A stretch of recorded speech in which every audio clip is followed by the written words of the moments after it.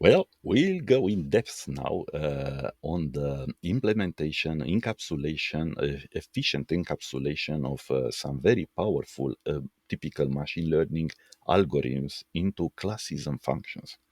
I'll introduce you first to SQL classes and instances because this is new overall in SQL, yeah, if you take it this way, but I'll show you how to use it properly in Snowflake because make no mistake, they are called ML powered functions, but a lot of them are implemented in classes, and the functions are exposed as class or instance methods. So we'll talk about side by side forecasting and anomaly detection. I can bet you'll have some trouble to understand them properly if you don't understand from the start. They are using the same algorithm behind.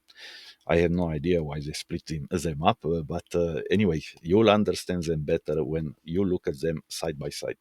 We'll talk about classification and we'll talk about contribution explorer, which is actually in an encapsulation into one single function, top insights, for feature importance.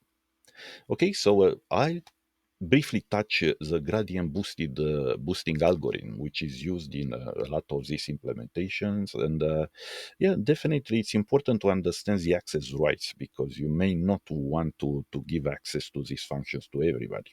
And what's the cost? What's the cost of these functions? Because yeah, everything everything has a cost.